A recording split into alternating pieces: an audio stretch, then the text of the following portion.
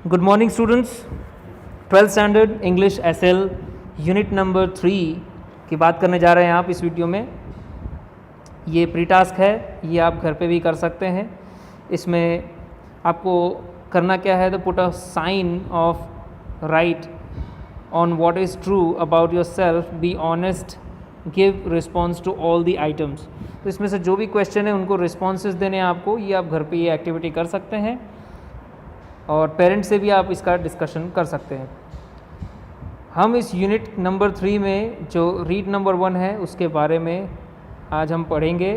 And जो title है वो ये है, manage your stress, strengthening mental flexibility. तो मैनेज योर स्ट्रेस, अपने स्ट्रेस को मैनेज कीजिए। स्ट्रेस मतलब तनाव, उसको मैनेज कीजिए। ठीक है, मैनेज मतलब आप अगर हिंदी में कहना चाहें तो उसको प्रबंधित कीजिए, उसका प्रबंधन कीजिए। तो हिंदी में ज़्यादा यूज़ नहीं करूँगा इसके लिए, क्योंकि मैनेज बहुत ही कॉमन वर्ड हो गया है। तो हम लोग manage your stress, manage stress ही करेंगे। ओके, स्ट्रेंथनिंग, स्ट्रेंथनिंग का मतलब है मजबूत बनाना, मजबूत बनाना इसका मतलब, ठीक है। और मेंटल मतलब मानसिक। फ्लेक्सिबिलिटी का मतलब होता है लचीलापन। अब ये फ्लेक्सिबिलिटी क्या है, लचीलापन क्या है? तो पहले मैं आपको बता दूं कि आप जो है किसी भी सिचुएशन में, किसी भी परिस्थिति में अगर आप ढल जाते हैं, आपका मन उसमें ढल जाता है, तो समझिए कि आपके मन में एक्चुअली आपके पास मेंटल फ्लेक्सिबिलिटी है और वो काफ़ी स्ट्रेंथनिंग, उसमें स्ट्रेंथ है, पावर है, वो पावरफुल है। आपकी मेंटल फ्लेक्सिबिलिटी काफ़ी पावरफुल है। बट ऐसा सबके साथ नहीं हो पाता है। सिचुएशंस में, प्रॉब्लम्स में घिर कर लोग अपने माइंड को ट्रेन नहीं कर पाते, अपने माइंड पर कंट्रोल नहीं कर पाते हैं, और उसकी वजह से होती है बहुत सारी प्रॉब्लम्स की शुरुआत होती है स्ट्रेस से।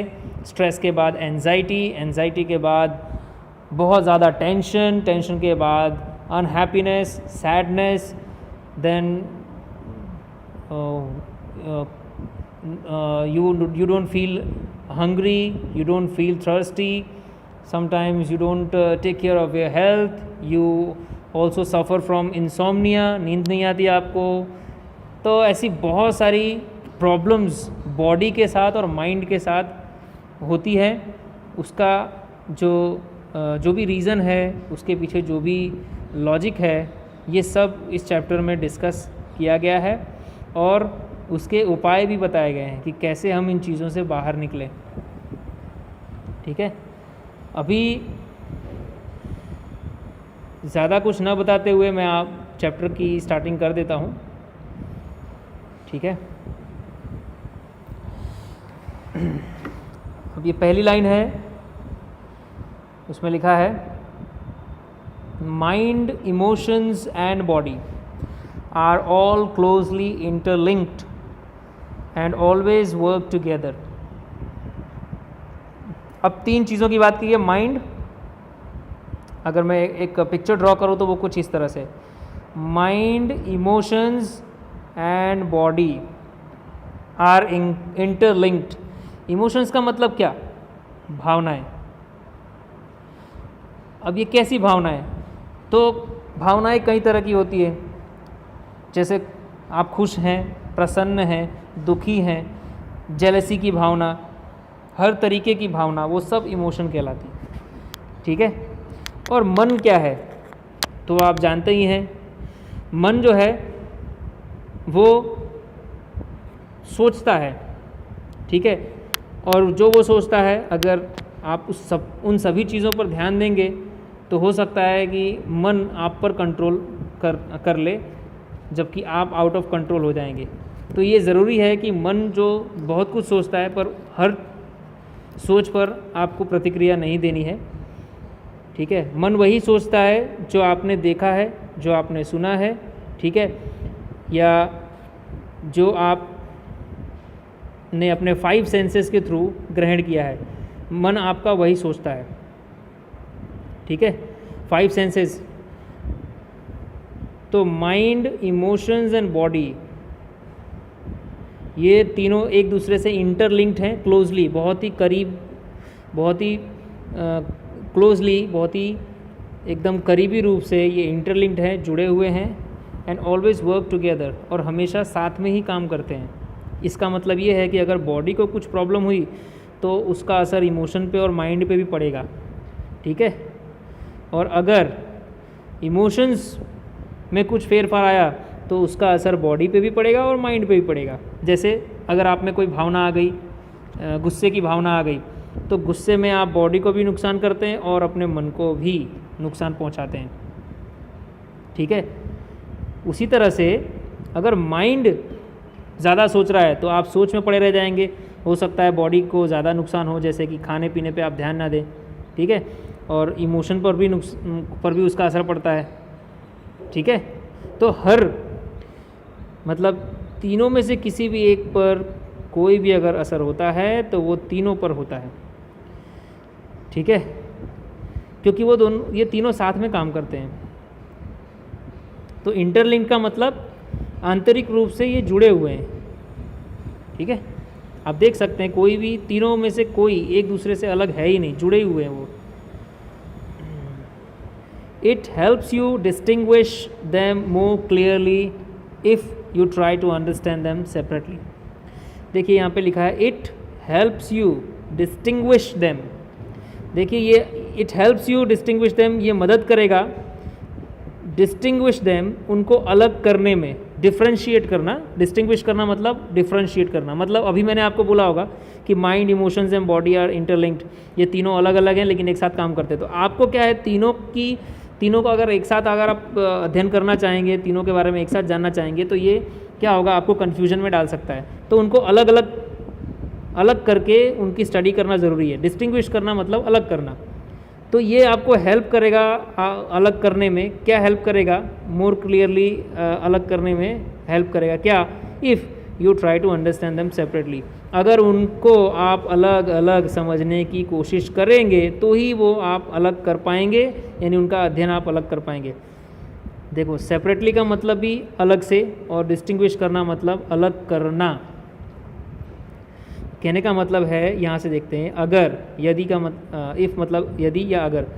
You try to understand them separately, अगर आप देम का मतलब इन तीनों को अलग रूप से या अलग समझने की कोशिश करेंगे तो ये मदद रूप होगा उनको डिफ्रेंशिएट करने में, मतलब अलग अलग स्टडी करने में। एक साथ स्टडी ना करें, ठीक है। Your mental capacities are your abilities to concentrate. आपकी जो मानसिक क्षमताएं हैं, आपकी जो मानसिक क्षमताएं हैं वही तो आपकी योग्यताएं हैं, ठीक है।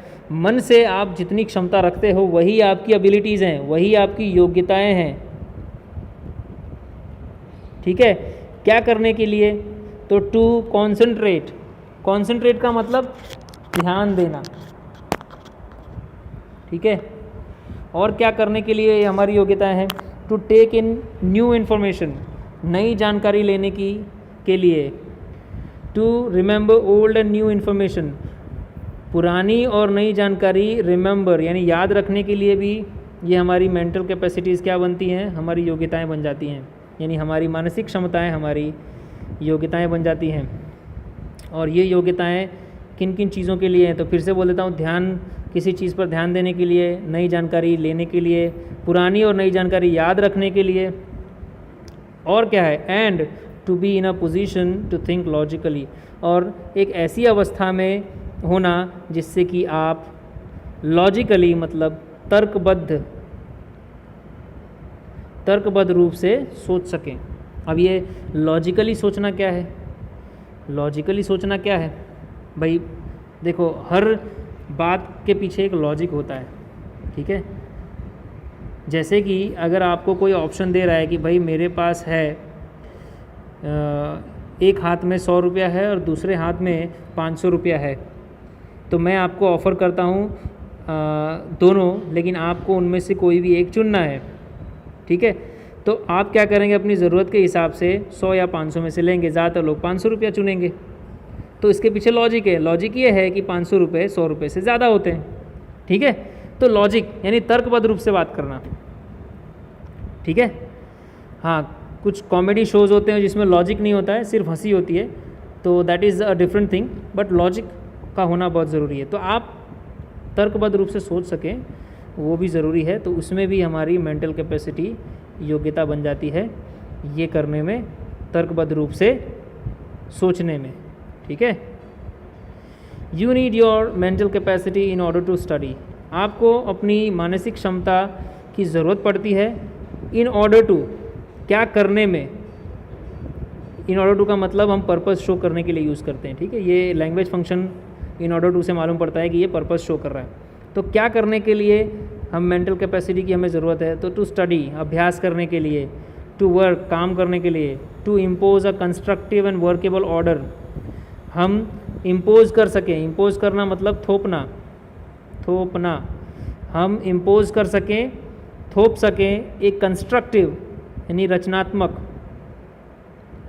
ठीक है, एंड वर्केबल मतलब कार्य के योग्य, वर्केबल मतलब कार्य के योग्य, ऑर्डर, ऑर्डर मतलब कार्य के योग्य, एक ऑर्डर, ऑर्डर मतलब एक व्यवस्था। ठीक है, ऑर्डर का मतलब सिर्फ आदेश नहीं, व्यवस्था, आप आदेश भी ले सकते हैं। तो हम एक रचनात्मक और कार्य के योग्य ऑर्डर थोप सकें ऑन योर लाइफ, अपनी ही लाइफ पर। ठीक है, एक ऑर्डर का मतलब ये भी होता है कि कोई भी काम एकदम नियमित रूप से होना। जैसे सुबह आप उठे 5 बजे, उसके बाद आपने एक्सरसाइज की, तैयार हो गए, फिर उसके बाद आप काम पर गए, ये एक आप ऑर्डर में काम कर रहे हैं। ठीक है, एक के बाद एक के बाद एक काम कर रहे हैं। तो ये आप थोप सके अपनी लाइफ पर। जैसे आप टाइम टेबल बनाते हैं, स्टूडेंट लाइफ में आप टाइम टेबल बनाते हैं, उसको आप कितना एक तरह से इम्प्लीमेंट कर पाते हैं एक वर्केबल ऑर्डर में, ये आपके ऊपर डिपेंड करता है और अपनी लाइफ में। And to make rational day to day, और ये मेंटल कैपेसिटी की ज़रूरत पड़ती है। और क्या करने में, टू मेक रैशनल, रैशनल का मतलब भी क्या होता है, रैशनल का मतलब ही होता है तर्कबद्ध। ठीक है, लॉजिकल और रैशनल दोनों लगभग सेम है। ठीक है, तो रैशनल यानी कि तर्कबद्ध, तर्कयुक्त, डे टू डे डिसीजन हम ले पाए। ठीक है, अब देखिए इसी चीज़ को कैसे समझाया है।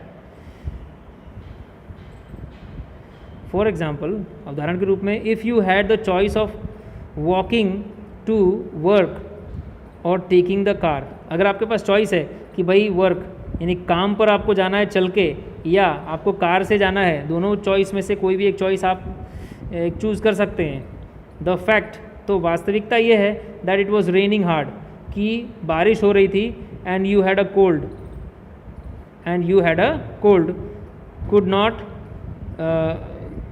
could lead you to the decision। तो कोल्ड था यानी कि आपको सर्दी थी, तो उसकी वजह से आप ये जो सर्दी की सिचुएशन है वो आपको लेके गई किस निर्णय तक, that it was better to take the car, कि मैं कार लेकर ही जाऊं।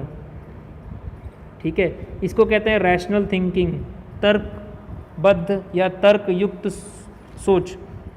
क्या तर्क था कि भाई मैं पैदल भी जा सकता हूँ, लेकिन एक तो बारिश हो रही है, ऊपर से मुझे सर्दी है, तो मैं क्यों अपने शरीर को नुकसान पहुँचाऊँ, जब मेरे पास पैदल चलने के अलावा एक दूसरा ऑप्शन है कार में जाना, तो क्यों ना मैं रैशनल थिंकिंग रखूँ, कार में ही जाऊँ, क्यों मैं रिस्क लूँ।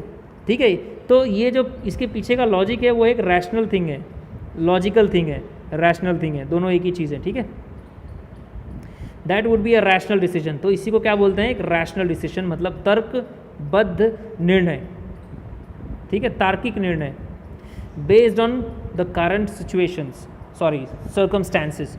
और ये जो रैशनल डिसीजन है ये किस पर बेस करता है, किस पर आधारित है, तो करंट सिचुएशंस यानी सर्कमस्टेंसेस पर, जो वर्तमान की जो परिस्थितियां हैं उस पर आधारित है ये डिसीजन, इसलिए क्या कहलाया, रैशनल कहलाया। ठीक है, ओके।